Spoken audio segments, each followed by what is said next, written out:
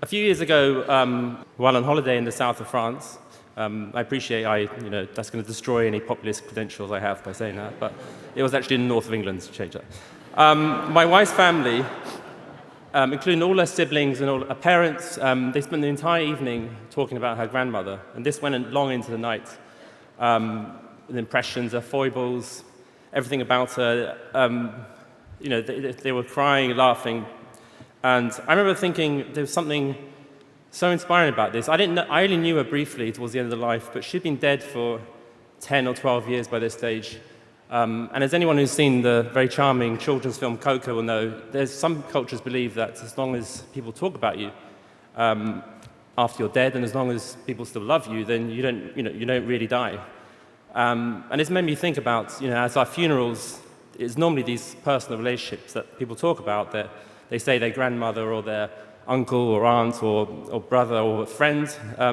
They rarely talk about their jobs, unless they were Nobel Prize winners or they were part of a profession which was very tightly bonded and had a strong identity.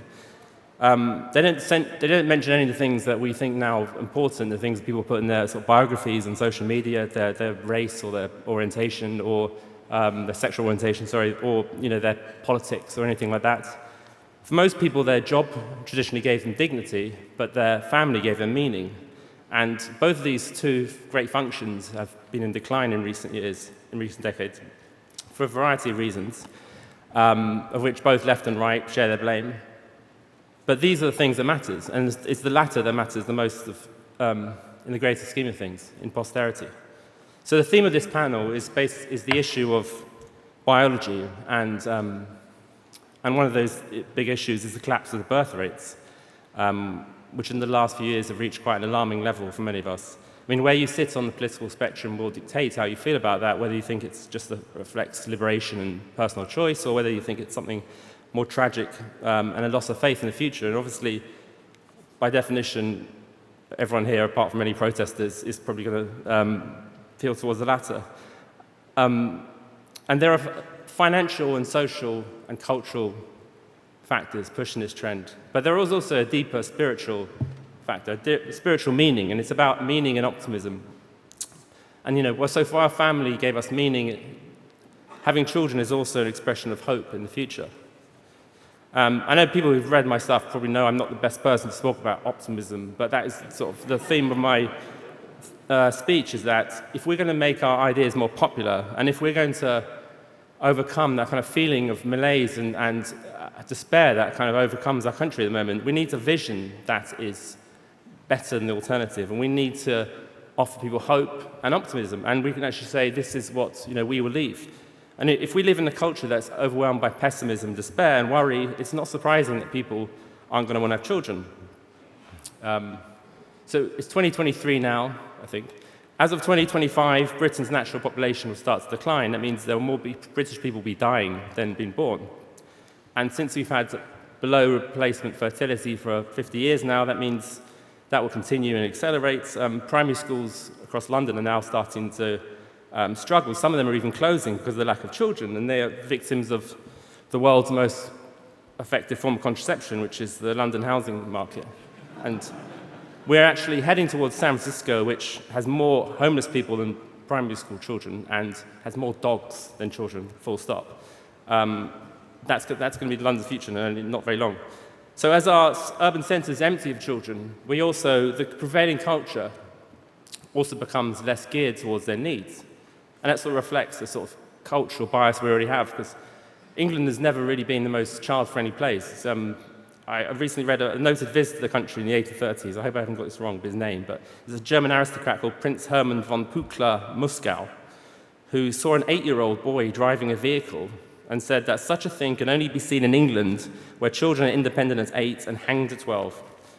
And obviously we don't hang children at 12 anymore. I don't think even any of us support that. But although England's reputation as being a place unfriendly to children is not undeserved, but now children are seen less as something to exploit, as more of a problem. They're in a society that's completely focused on the individual. There's something to sort of deal with. They're not independent at 8. Instead, they live in a state of kind of hugely extended adolescence, forced to remain in schools, which are basically detention centres in all but name. most of which look like Category C prisons, prevented from doing paid work until they're very late and unable to afford their own homes. And someone even suggests banning them and driving until they're 25 recently. And so despite having a very sentimental culture in many ways towards children, England is in some ways more child-unfriendly than ever. It is the culture where parents receive the least support. Not just in economic terms, although there is that, but also in cultural terms. It's almost viewed as some kind of wacky eccentricity. There was a poll recently which looked at, asked people whether having children is something good for society or if it's entirely your own kind of desire and you should have to afford it. And it's overwhelming. The British public, once again, were wrong. And it was like 12% or something said they were good, and everyone else just thought, well, it's up to you. But in part, this is part of the seismic cultural change that swept the country, Western civilization in the last 70 years, which many people compared to the Reformation or the Christianization of Rome. So with the social revolution of the 1960s brought a huge moral inversion to our world and enshrined all sorts of new ideas. But perhaps the central radical idea it had was a sort of new idea of the individual, which was completely autonomous. The individual on earth to maximize his or her self-experience, self-fulfillment. And I suppose what unites probably everyone in this room is a certain skepticism of that worldview. We don't oppose it as such. Many of us are beneficiaries of the kind of new individualism. Many of us have benefited from the Cultural Revolution. But we're just conscious of its limits. It has to be opposed to a certain extent. So as our culture has become more individual-focused, so it's become less interested in posterity. The idea that we live in order to pass something on has become very unfashionable, really almost never thought about. Our world is very present-orientated, and not many people think about what happens after they die, or whether people are going to leave candles, light candles in a name, or talk about them into the night. But if we don't care about what happens after we die, it becomes less important to think about the children and their needs. This kind of posterity issue came into focus last year. Many of you have seen the footage of Nick Clegg back in 2011 dismissing the idea of a nuclear power station because he said it won't be built until 2022, and who cares about that sort of distant future? We'll all be dead by then. But this lack of interest in posterity applies to everything about everything in our politics and the way we look at economics as well. Now, within a space of a single lifetime since that great cultural revolution, we are starting to pay the price for that lack of interest in posterity. Quite literally. So while more of us will soon be dying than being born, luckily our population isn't in decline because this Conservative government has increased net migration to 700,000, or maybe it's 1 million. We don't actually know. I'm not sure that they know. It goes without saying this number far outstrips the amount of house building we're doing. It's more than we can possibly build. This has been going on for many years now with great tragedy. As an example, when my younger daughter left primary school a couple of years ago, there was a sort of child assembly where loads of the kids talked about what they want to do in 10 years' time. And all but one mentioned having a flat. And that was like the primary thing. So when I'm young, I'm going to have a flat, my own flat. And my depressing inner monologue was just saying the whole time, you're not going to be able to afford a flat. You're not going to be able to afford a flat in 20 years' time. None of you will. Obviously, I didn't say anything. It would have slightly ruined the day. But if they can afford a place later, it won't be anything as nice as what their parents experience in most cases. Very few younger British people now will have a life better than their parents. And that's the tragedy related to this double bind we now find ourselves, which is linked to this existential problem about children. We are running out of prime-age adults to do the work, and our citizens are unable to afford homes to live in. And these two problems interact and compound each other.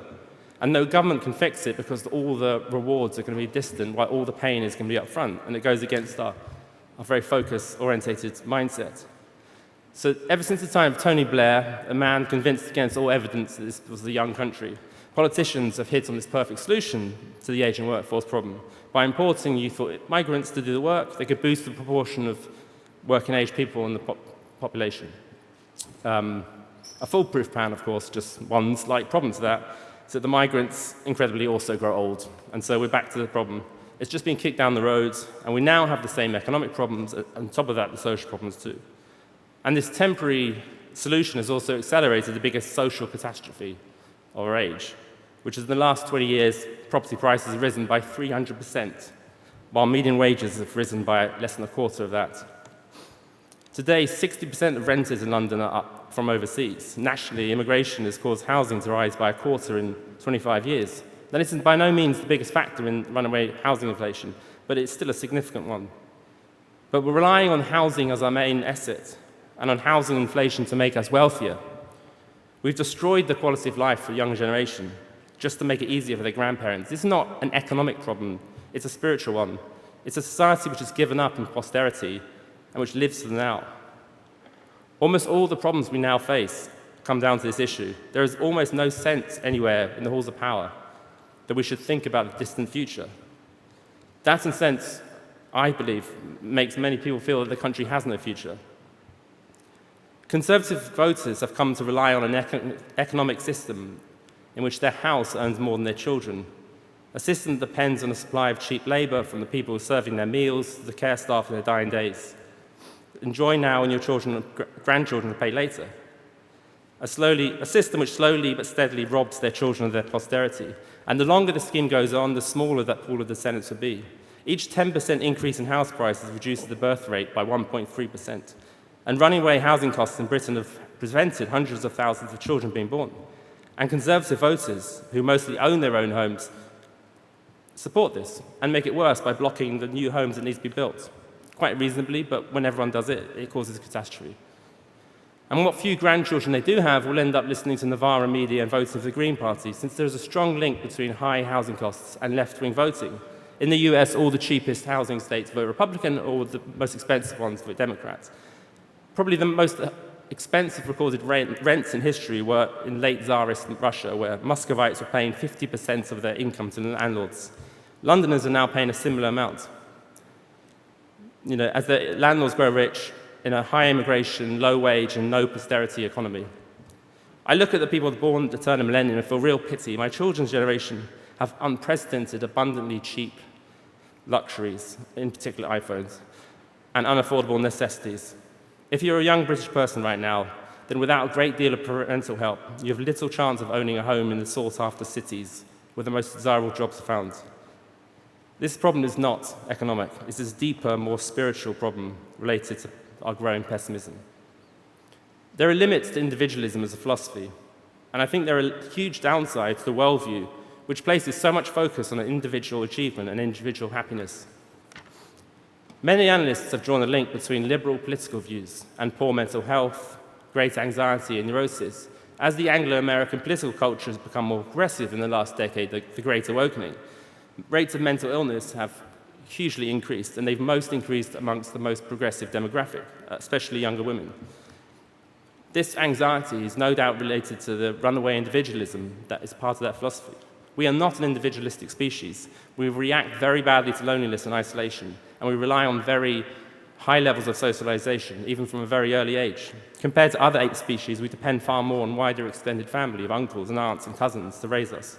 We are also much happier and much more optimistic when we see ourselves as part of the great chain of existence. We don't own our homes. In reality, we're holding them in store for our heirs. Even our country is not ours to experiment with. It was built by our ancestors so we can pass on to our descendants that great democracy of the dead. This sense of posterity needn't be biological. We are a hugely cultural species, and means count as much as genes. Neither William Shakespeare nor his great patron, Queen Elizabeth, left living descendants, but few would deny we are their children. We are their posterity. What can be nicer than the idea that many years after we've all died, people will still fondly talk about us, and perhaps they will wistfully reflect on us and think that we have actually left our world better than we found it. And with any luck, they might have it in their own homes as well. Thank you.